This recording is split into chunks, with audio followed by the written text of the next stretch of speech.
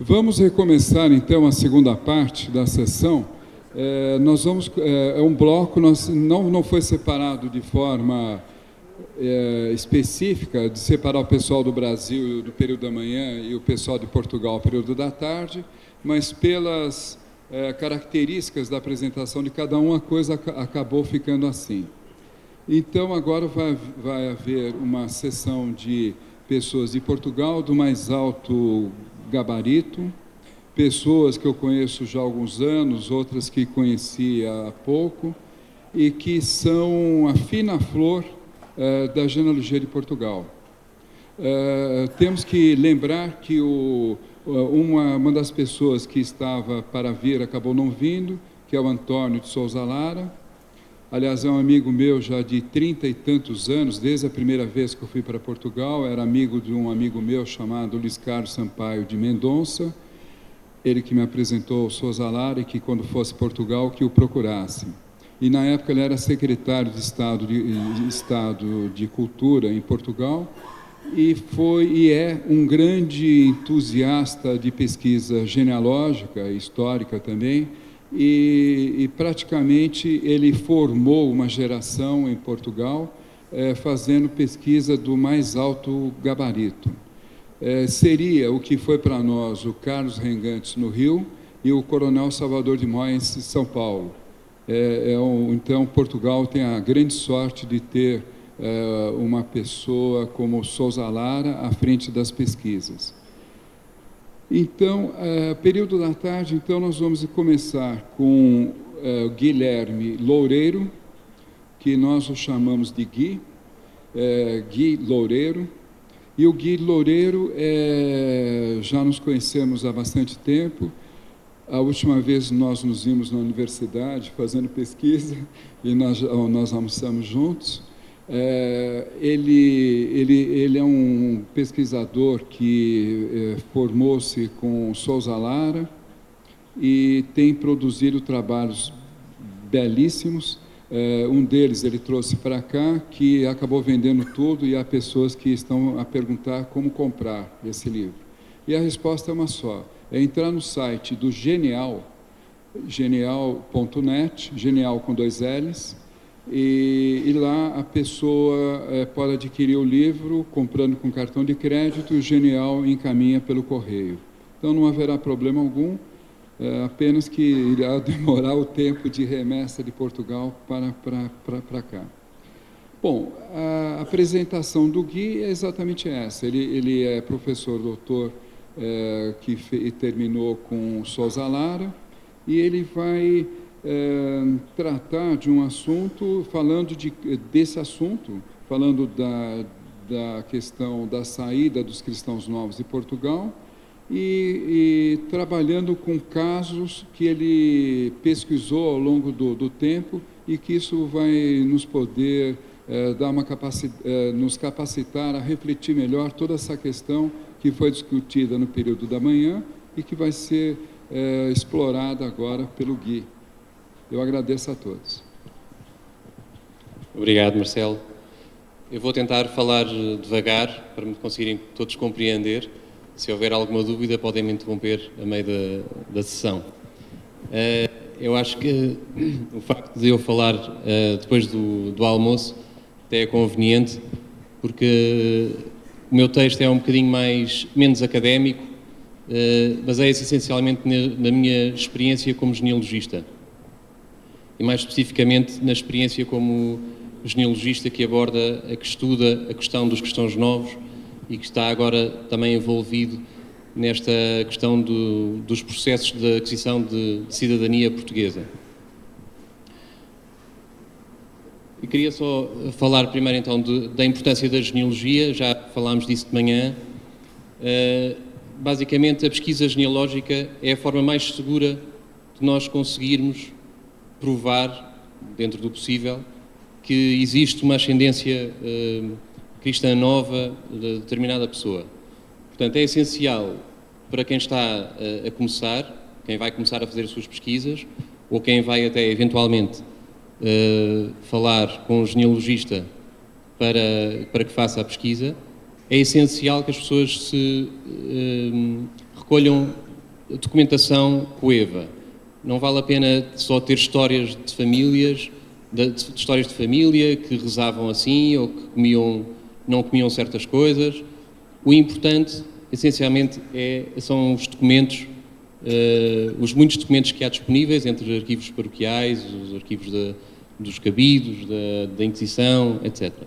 Portanto, é importante que as nossas pesquisas sejam baseadas em documentos coevos, tanto quanto possível. A pesquisa genealógica também ajuda a resolver o mito dos apelidos sefarditas, os sobrenomes sefarditas, como já o Marcelo explicou, e eu não vou aprofundar muito mais. Diria só que há só 2 sobrenomes, um bocadinho a provocar o Marcelo, há só 2 sobrenomes que eu nunca encontrei em famílias que não fossem de judeus ou cristãos novos. Isto em Portugal, obviamente, que é o sobrenome Navarro e Mesas. Invariavelmente, cada vez que esses apelidos aparecem numa genealogia, há uma ligação a cristãos novos. Mas são exceções. No resto, concordo perfeitamente com aquilo que o Marcelo disse, não tenho nada a apontar. Portanto, eu vou fazer esta apresentação mostrando 3 casos que ilustram 3 situações diferentes, 3 experiências diferentes de vida familiar em reação na sequência do surgimento dos cristãos novos. Portanto, essas 3 formas de percursos, no fundo, percursos familiares, percursos históricos familiares, eu agrupei em diáspora, integração, que já ouvi aqui chamar também assimilação, e exclusão. Estes três percursos, portanto, a diáspora, no fundo, é a saída do país, a saída de Espanha e de Portugal para as praças do norte da África, para o Império Otomano e, neste caso, para o Brasil.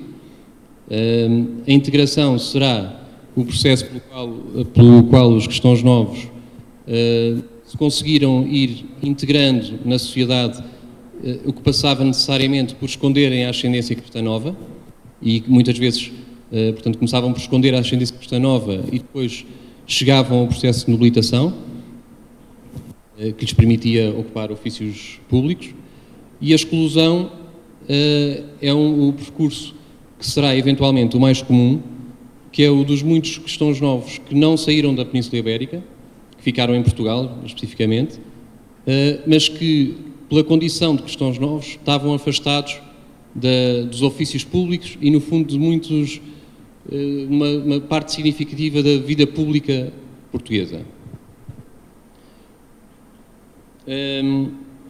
Só acrescentar uma coisa, que eu acho que é importante que se tenha em mente quando se trata destes assuntos da cristanovice e da Inquisição, é que nós não podemos assumir, nós temos que fazer estabelecer a diferença entre a condição de cristão novo, que era uma condição que se gerava com os primeiros convertidos ao catolicismo, e depois poderia ser era herdada pelos seus descendentes, pelos descendentes do primeiro converso. Portanto, uma coisa é a condição, outra coisa é a identidade. Porque dentro da condição, todos eram cristãos novos. Os que estavam em Portugal, os que saíam para a diáspora, os que vinham para o Brasil, os que iam para Amsterdão, etc. Mas em termos de identidades, havia muitas identidades diferentes. Quer dizer, não eram todos iguais, não se assumiam todos como iguais. Havia cristãos novos que eram católicos fervorosos, havia cristãos novos que se identificavam com o judaísmo antigo e, eventualmente, quando partiam para outros destinos, regressavam ao judaísmo, e havia também cristãos novos completamente indiferentes a se eram católicos, se eram judeus, portanto, simplesmente não se assumiam como uma coisa nem outra. Há um livro muito interessante neste aspecto, que é um livro já novo, já é antigo, de uma senhora chamada Miriam Bodian, que fez um estudo sobre a criação da comunidade portuguesa sefardita em Amsterdão, em que ela apresenta precisamente vários casos que ilustram os diferentes posicionamentos em relação à religião. Ela mostra como havia casos de pessoas que iam para Amsterdão e simplesmente não queriam juntar-se à congregação portuguesa, não tinham interesse, eram cristãos novos, mas não tinham interesse nenhum em juntar-se à comunidade judaica. Assim como havia outros que iam para Amsterdão, estavam um tempo como judeus e depois regressavam a Portugal e voltavam ao catolicismo. Portanto, o número de cristãos novos, que houve de cristãos novos, gerou o mesmo número de situações diversas e de histórias e de percursos familiares diferentes. Eu vou começar com o caso da diáspora. O enquadramento é o seguinte: esta genealogia não foi feita por mim, eu só ajudei no final, na parte dos arquivos em Portugal. Foi feita por um senhor, Keith Anderson, que é marido da senhora que aparece no topo, da Nancy. Eles começaram esta pesquisa em 2009, não especificamente por causa dos antepassados cristãos novos, mas porque o avô da Nancy, que é o Dr. Ernest George French, foi um médico muito famoso em Inglaterra e portanto, a motivação para começar esta genealogia foi tentar perceber quem era este senhor. Portanto, como podem ver a fotografia dele, o retrato pintado, era uma pessoa que não tinha nenhum traços latinos, nem sequer, pronto, era um inglês típico. Este senhor viveu em Inglaterra, teve uma filha apresentada na corte, teve um filho que estudou em Harrow, uma escola britânica, uma escola pública, estudou em Cambridge. Portanto, aparentemente toda a vida familiar era de uma família de classe média alta inglesa. Não havia pista nenhuma do que houvesse para trás. A Nancy e o marido pensavam que este senhor seria filho de 2 irlandeses, que são os que estão ali nomeados, mas quando foi à Irlanda a primeira vez tentar perceber quem é que era este avô, não conseguiu encontrar registros. Então teve que ir à Jamaica. Portanto, ele nasceu na Jamaica, a Nancy pensava que ele tinha nascido acidentalmente na Jamaica. Teve que ir à Jamaica e aí teve a primeira surpresa relativamente à sua ascendência. Eu estou a dizer isto para ver como as pessoas que estão agora a começar a fazer genealogia podem ter muitas surpresas à medida que vão avançando nas suas genealogias. A surpresa que ela teve foi que na certidão de nascimento do avô ele aparecia como filho ilegítimo, portanto não era filho daquele casal como casal, era filho natural, e era de cor, coloured, como dizem em Inglaterra. Portanto, imaginem uma senhora inglesa que tem olhos azuis, pele branca, cabelo agora branco, mas que foi loiro. Assim, a primeira pesquisa que faz é de um avô que é ilegítimo e que tinha ascendência negra de lá da Jamaica. Pronto, ela avançou nesta pesquisa, descobriu então que a família tinha sido muito, muito relevante na Jamaica e depois de concluir este lado, resolveu perceber com quem é que tinha casado o avô. Percebem facilmente que a avó tem um nome português, Carvalho. Apesar de ser Carvalho, não quer dizer que todos os Carvalhos sejam cristãos novos. Portanto, ele não sabia quase nada sobre esta avó. Soube mais tarde que esta avó, uma vez em tempos, quando estava a visitar uma exposição de pintura do avô dela, disse que não era judia, portanto ela casou-se em Nova Iorque, casou numa igreja, renegou completamente o passado judaico. Dizia não era judia, nem queria ser identificada como judia, era cristã e tinha seguido a religião do marido. Simplesmente basta recuar uma geração, chegar aos pais dela e percebe-se logo que se há alguma coisa que ela era judia, não é? O sangue era todo judeu. Ela percebeu então que era descendente de uma família, portanto a Nancy, quando pesquisou, conseguiu perceber que era descendente de uma família muito relevante de cristãos novos que viviam em Nova Iorque e, portanto, é um caso de uma família que nunca abandonou o judaísmo. Portanto, assim que saíram de Portugal voltaram à fé judaica e mantiveram-se assim até ao século XIX e só a partir do século XIX é que houve a quebra com o judaísmo. O pai dela foi um caligrafista muito famoso, portanto, o pai da Adele foi um caligrafista muito famoso, que participou no processo de Dreyfus, conhecido. Portanto, o pai tinha nascido na Pensilvânia. O avô, Salomão, foi um pintor e um inventor que vivia na Carolina do Sul, onde tinha um ofício judaico, participava na congregação e era era um judeu ativo, não era propriamente, não estava escondido, vivia a sua fé abertamente. Tenho uma curiosidade sobre este Salomão Nunes Carvalho, que é o único pintor judaico que pintou um retrato do Abraham Lincoln. Portanto, o Lincoln sentou-se para ele o retratar. Tem o retrato dele, do Abraham Lincoln e da mulher do Salomão Nunes de Carvalho, só para ilustração. E, recuando um pouco mais, espero não ser amassador, mas convém ir passando um bocadinho as gerações, recuamos até ao David Nunes de Carvalho e temos para trás casamentos com pessoas de apelidos reconhecidamente portugueses. Portanto, Nunes de Carvalho, Henriques Pimentel, Mesas, Rodrigues Lopes, embora nascida em Madrid, tinha nomes portugueses.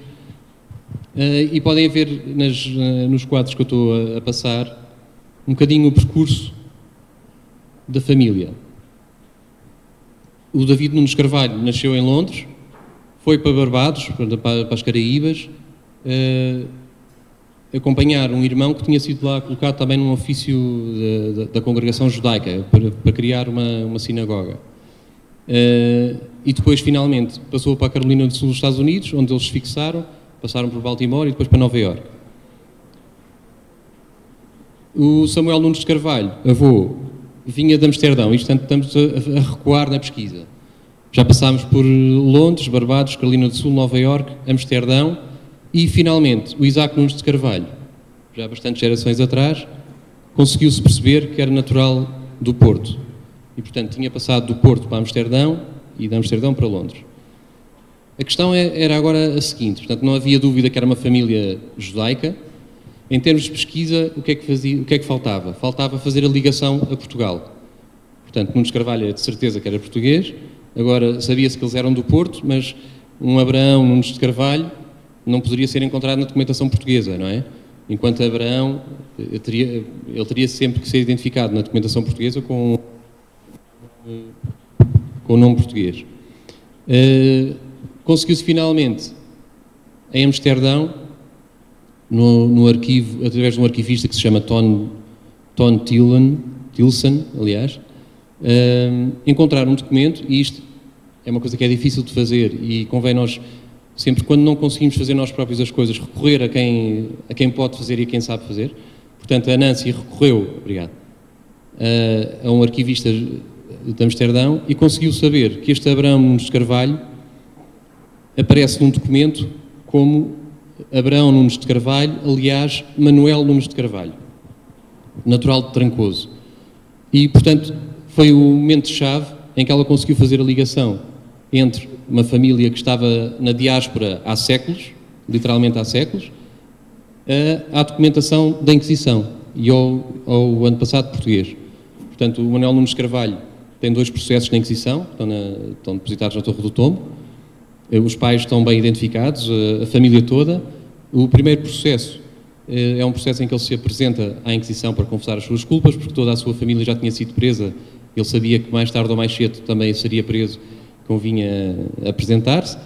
E o segundo processo, que é o mais interessante, acontece quando ele já estava em Amsterdão. Portanto, depois da confirmação que se recolheu do documento em Amsterdão, há uma reconfirmação através do documento em Portugal.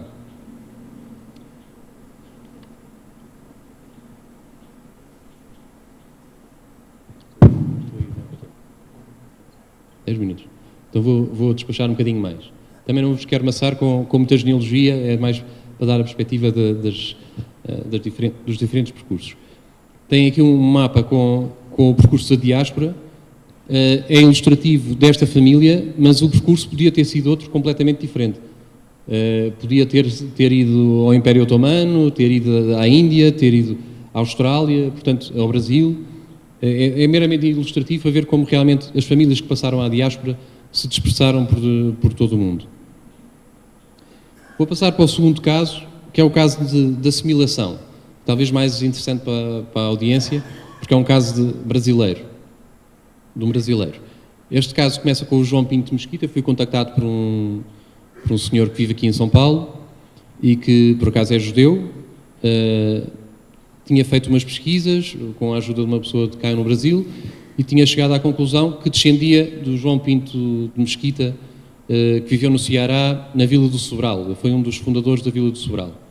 Sabia que era filho do Simeão Pinto Mesquita, que era de uma freguesia de paróquia de São Miguel, no Arcebispado de Braga, que não diz muito, não é? Porque o Arcebispado de Braga é enorme e tem muitas freguesias com o Orago de São Miguel.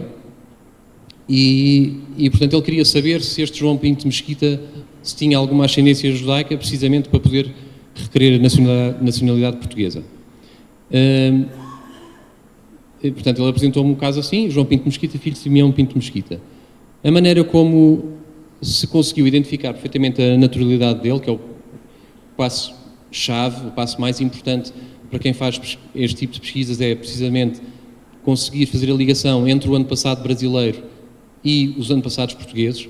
Portanto, chegar ao primeiro que veio para Portugal e conseguir, em Portugal, encontrar documentação sobre ele. Portanto, o documento-chave foi este: são os autos de petição de Rafael Pinto Mesquita e Sousa.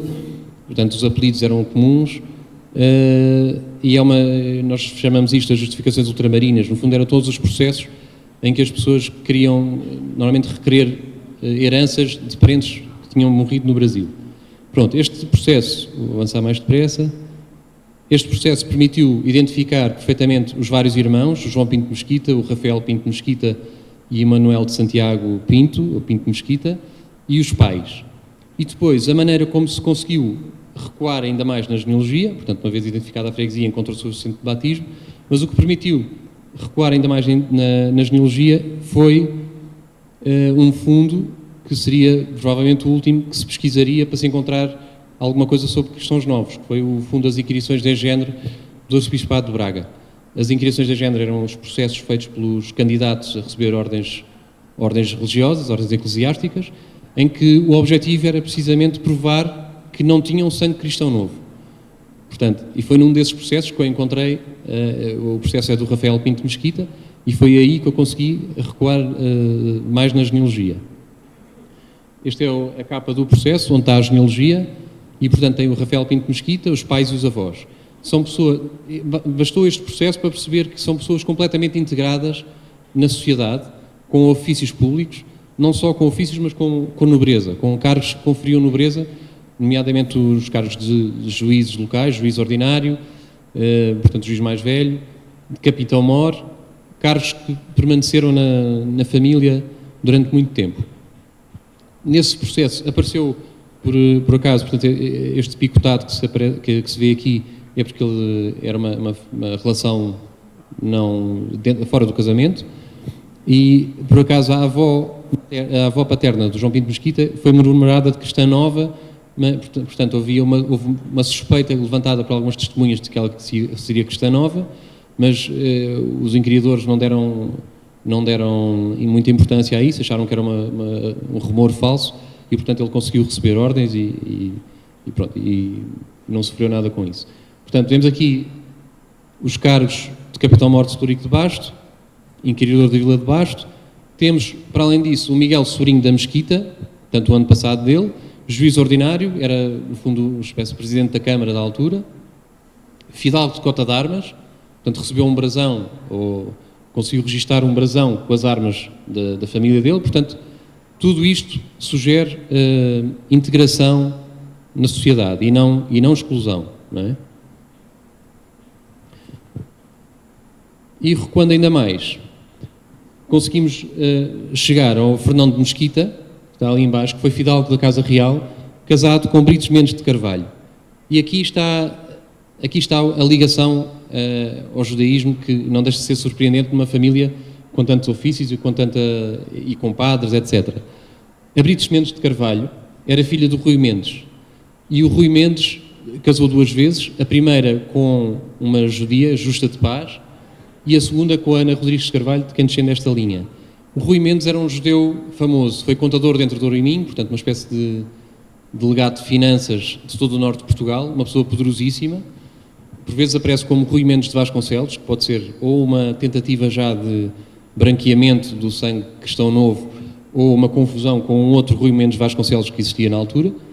E, portanto, recorrendo à documentação disponível, conseguimos chegar claramente a um judeu assumido. Há um senhor chamado Carlos Valentim, um professor em Portugal, que estudou estas famílias, a rede familiar, porque todos eles ocupavam cargos na fazenda, e, portanto, através desta pesquisa, encontramos uma família que no século XVIII estava integrada, mas que para trás não há dúvida que era uma família de judeus. Vou passar rapidamente, outro exemplo, do Martim Vaz Vilas Boas, outro exemplo de integração. Martim Vaz Vilas Boas era filho do Gonçalo Vaz Vilas Boas e da Dona Ana de Noronha, foi padre, escreveu até uma publicação que era a demonstração contra os judeus da vinda do Messias verdadeiro, portanto uma publicação anti-cristão novo, não é? Contra os judeus, contra os cristãos novos. Pesquisando na Torre do Tombo, encontramos um processo de Ana de Noronha, que não é nada mais, nada menos do que a mãe do Martim Vaz Vilas Boas. Portanto, ela era cristã nova, acusada de judaísmo. Portanto, o Martim Vaz Vilas Boas era filho de um cristão novo, escreve contra os cristãos novos, tem ofícios, e a descendência destas linhas, dos irmãos, toda está bem integrada na sociedade portuguesa. Portanto, é outro exemplo de como podia ser feita a integração. O último caso, porque já não tenho muito tempo, é um caso pessoal, fui eu que pesquisei porque é da minha família, até são meus ascendentes, e é curioso pelo seguinte, já vou explicar. Portanto, eu começo no Constantino Joaquim de Brito, uma pessoa nascida no século XIX, já sem problemas nenhuns de perseguições. O pai tinha sido um militar com algum valor, tinha participado nas guerras peninsulares, portanto, no início do século XIX, depois na Guerra Civil, do lado liberal, por isso perdeu muita fazenda. Uma pessoa completamente do establishment, completamente integrada. O pai era familiar de Santo Ofício, portanto, membro de leigo da Inquisição, cavaleiro da Ordem de Cristo, tinha-se nobilitado com o hábito de Cristo, casado com uma senhora também de famílias da lavoura alentejana. E isto foi das primeiras pesquisas que eu fiz, já há uns anos atrás, e, portanto, depois de explorar esta linha, resolvi explorar a da Dona Joana do Carmo Lália do Couto, que eu sabia que era filha do Pedro José do Couto, um grande lavrador do Alentejo, com várias herdades próprias, portanto, fazendas arrendadas, etc. Nada fazia supor que, na verdade, o Pedro José do Couto era descendente exclusivamente de cristãos novos. Portanto, temos, por um lado, familiares de Santo Ofício e cavaleiros da Ordem de Cristo, por outro lado, um cristão novo, cujos filhos, na primeira geração a seguir à abolição da distinção entre cristãos novos e cristãos velhos, casam entre si. Portanto, neste momento já há uma integração no século XIX, mas para trás não houve integração nenhuma. Portanto, eu apresento aí a genealogia, não vou dizer mais detalhadamente para não me demorar, mas todas estas pessoas que aparecem na genealogia têm processos de Inquisição. Portanto, todos foram acusados, alguns, um ou outro não aparece, mas eu suspeito que eles tenham sido seguidos, porque os pais e os avós todos foram perseguidos, apareceram em vários autos de fé. E eu apresento aqui a lista dos autos de fé só dos ascendentes do Pedro José do Couto. Portanto, não incluo colaterais, senão a lista não acabava. Mas é impressionante que, na sua ascendência, desde o século XVI, meados do século XVI, até pouco mais de 10 anos antes da abolição dessa distinção oficial, eles tiveram constantemente a aparecer em autos de fé. Estas pessoas, por serem cristãos novos, com certeza, nunca conseguiram desempenhar nenhum ofícios. Portanto, eram pessoas excluídas da sociedade. Viviam em sociedade, naturalmente, tinham alguns cargos minimamente decentes, boticário, um advogado, um oficial da contadoria de guerra, portanto um funcionário público menor, mas nunca conseguiram ascender, já vou acabar, nunca conseguiram ascender até ao fim da Inquisição e até ao fim, ascender socialmente em termos de alcançar a nobreza, etc., até ao fim da distinção. E pronto, não me vou prolongar mais, fico disponível para responder a perguntas que tenham, e acho que ficaram apresentados 3 casos muito distintos, haveria muitos outros para falar, e cada família será um caso diferente. É uma questão de fazermos as pesquisas e chegarmos a alguma conclusão.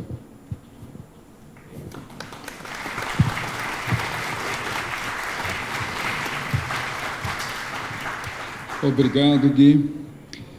Vamos à sessão de perguntas.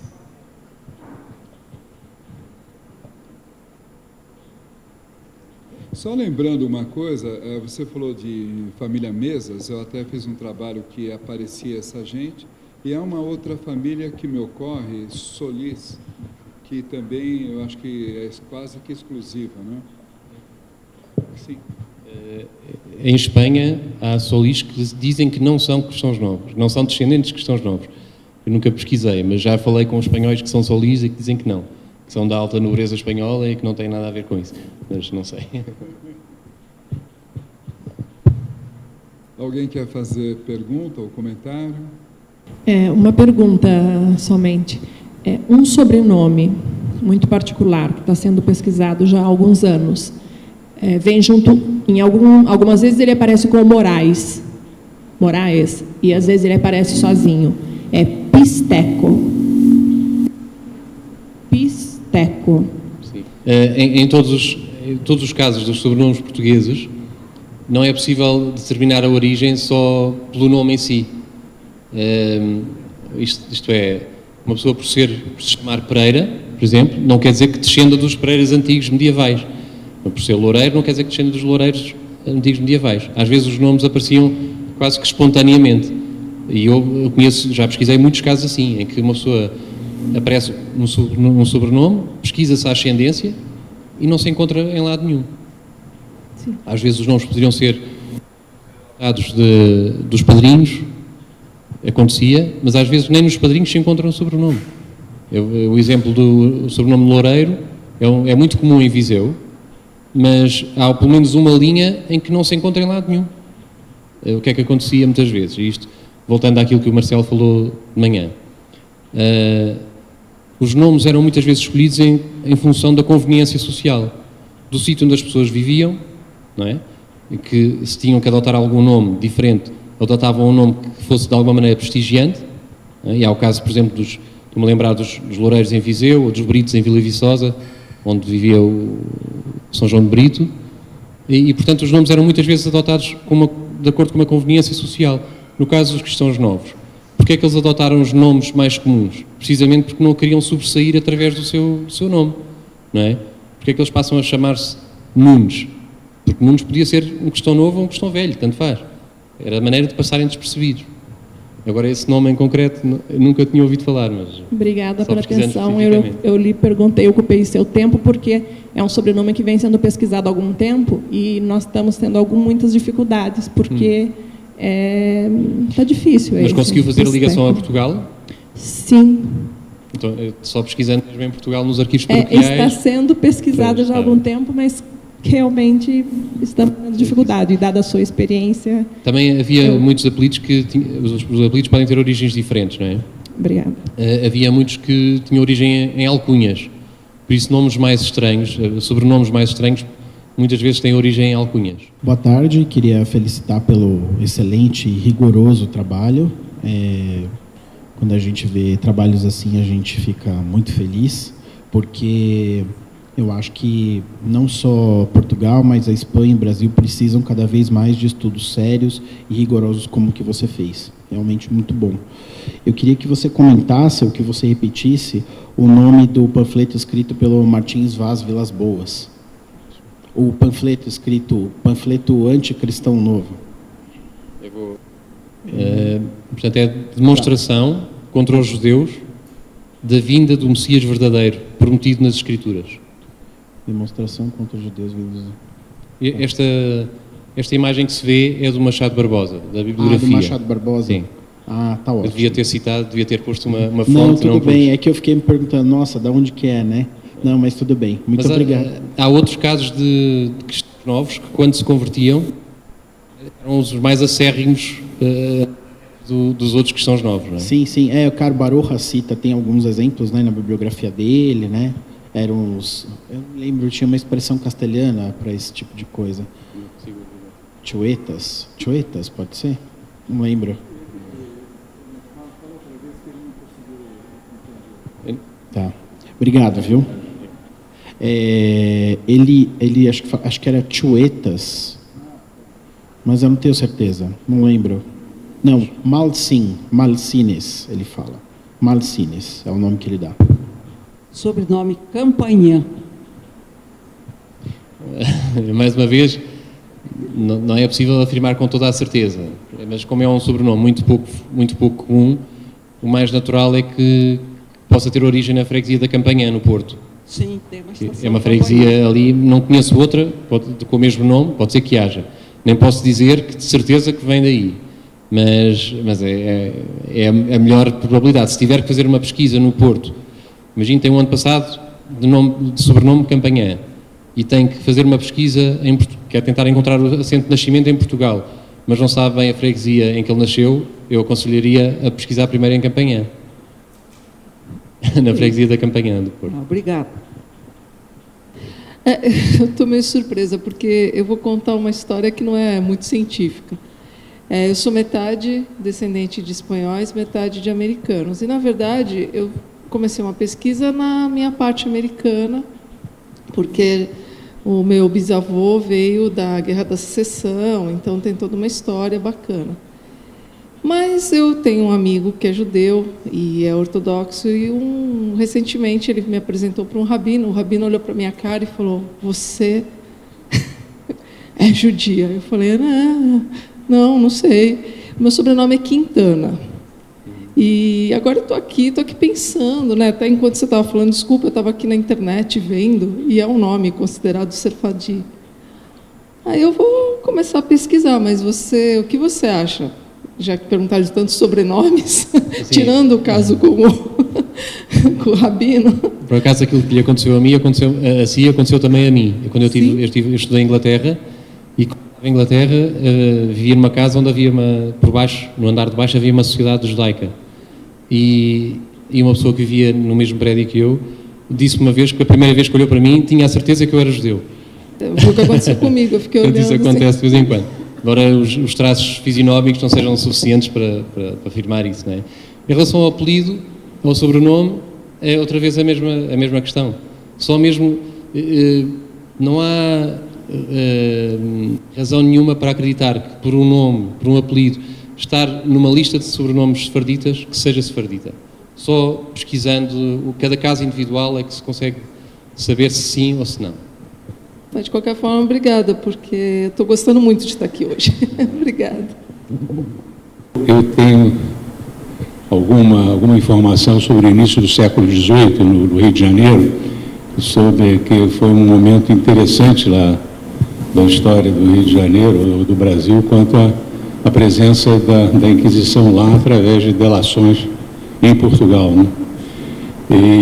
Então, a gente verifica quando estuda esse período e essa circunstância que havia uma política de casamentos no meio cristão novo no Rio de Janeiro, no meio marrano propriamente dito, né? Quer dizer, de gente que se identificava numa rede perfeita, né? Especialmente da classe senhorial daquele tempo, dos donos de engenho, né?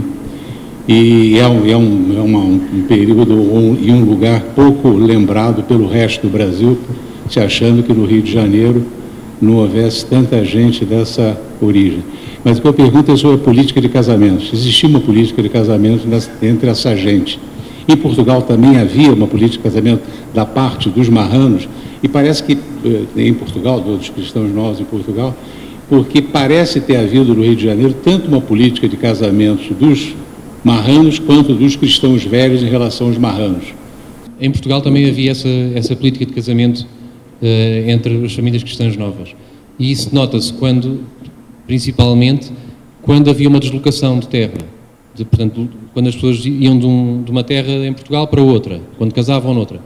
Porque quando se moviam, quando migravam e casavam dentro de uma família cristã nova, quer dizer que muito provavelmente havia uma rede de famílias cristãs novas que sabiam que eram cristãs novas e que casavam os seus membros uns com os outros. É isso que estava a perguntar, não é? Eu acho que é difícil fazer uma generalização, não é? Como eu disse, os percursos são muito diferentes. E se houve com certeza famílias em que essa política foi feita, normalmente famílias abastadas, de cristãos novos, eram os únicos que tinham alguma possibilidade de convencer os cristãos velhos a casarem com eles, não é?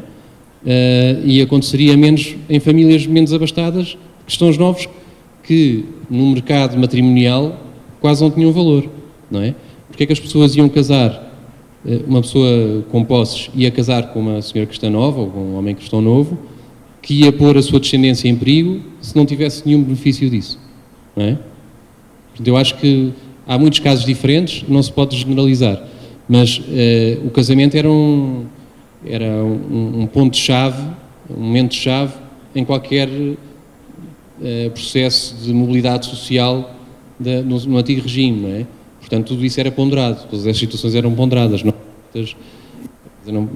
quer dizer que não tenha havido um ou outro casamento por amor, mas a maior parte dos casamentos eram contratados e eram pensados de maneira a promover a família de alguma maneira, não é? Gente, um pouco respondendo à pergunta, eu acabei de entregar o trabalho do Congresso dos Judeu-Conversos e la Monarquia Hispânica, na Monarquia Espanhola, que estivemos eu, Marcelo e a Renata, e eu falo lá no texto do Congresso um pouco sobre isso, o concerto de duas famílias que acertaram o casamento de um dos irmãos, eram dois irmãos, Diego e Jerônimo Rodrigues. O Diego Rodrigues era falecido já, e eles pegaram o Jerônimo e fizeram o Jerônimo confessar na Inquisição, enfim, o entramado familiar dele.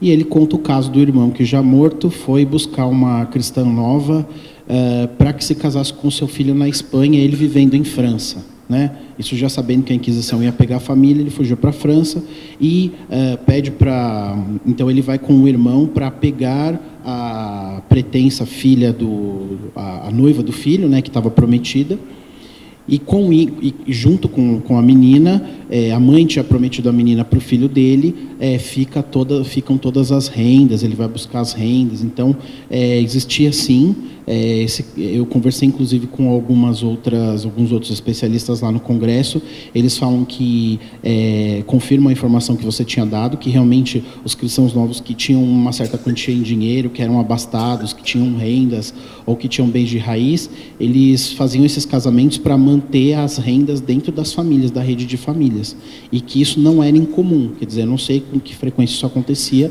mas que não era incomum, e que se pode ver na fronteira da França com Espanha, na fronteira de Espanha com Portugal e nas relações entre os cristãos novos da Península e da América.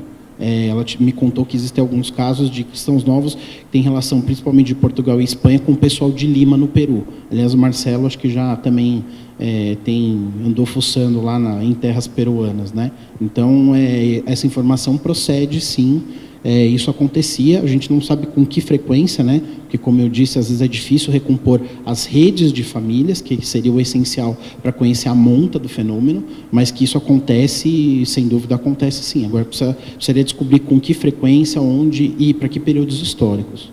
Sim, eu acho que não há nenhum estudo feito muito aprofundadamente sobre isso.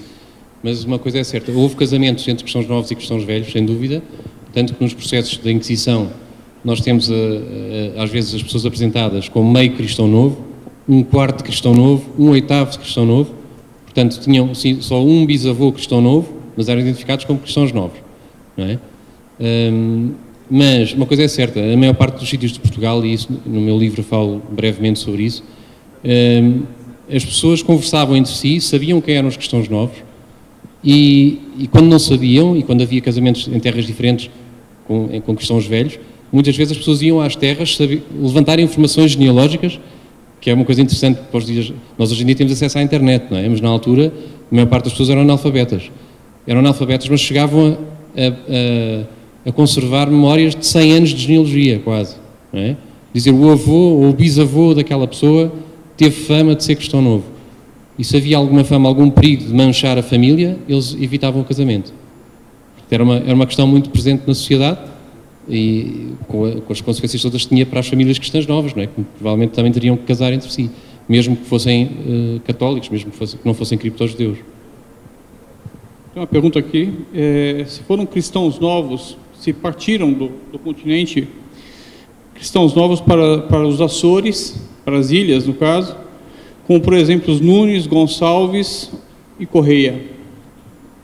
Desculpa, como é que começou a pergunta? Quando? A pergunta é se foram correntes migratórias de familiares cristãos novos das famílias Nunes, Gonçalves e Correias para Ilhas dos Açores. Pois, sinceramente não sei responder, só mesmo consultando. Realmente os Açores tiveram uma colónia de cristãos novos grande no início, que estão identificados.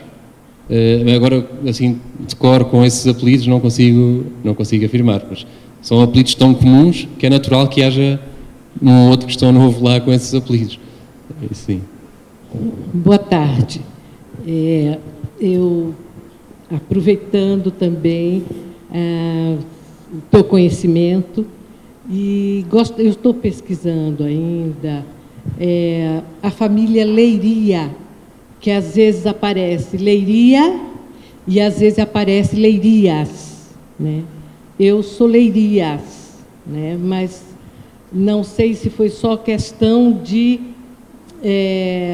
cartório, né? Se o senhor saberia algo sobre essas famílias. É mais uma... Se for Leiria, há uma cidade de Leiria em Portugal, portanto, naturalmente seria, ou provavelmente seria a origem da família. Também pode ser uma corrupção de outra palavra, de Leiras. Em vez de Leiria, Leiras, que é um pedaço de terra, não é? Uhum. Só estudando a genealogia para trás consegue perceber. Mas eu aproveito a sua pergunta para falar de uma questão que ocorre muitas vezes quando as pessoas me contactam a partir do Brasil. Eu sou contactado por muitos brasileiros, cada vez mais. Uma questão com que se preocupam muito é com a da grafia dos apelidos. E a verdade é que até ao finais do século XIX, princípio do século XX, não havia uma grafia, não havia uma ortografia estabelecida do português. E, portanto, os apelidos tanto podiam ser escritos Mel com L como com dois L's,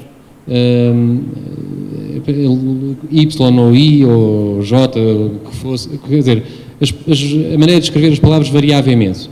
Manuel com O, isto normalmente escrevia-se com O, depois a ortografia terminou que era com U. É completamente indiferente. Portanto, a ortografia é indiferente. O que aconteceu foi que depois da criação do registro civil obrigatório, os nomes começaram a ficar fixos. Portanto, a pessoa registava-se com o nome próprio e os sobrenomes, e esse sobrenome ficava fixo. Nesse momento, algumas famílias conservaram uma determinada grafia, outras criaram a nova, a mais moderna, adotaram a mais moderna. Mas não deixa de ser a mesma família, nesse caso, não é? Porque, portanto, a grafia do nome não tem qualquer relevância. Agora, a Leiria, só mesmo pesquisando. Provavelmente serão de Leiria, mas não sei dizer mais. É a última pergunta. É rapidinho. Dentro dessa visão de antigo regime, esse ofício público de tabelião, ele era considerado um ofício menor?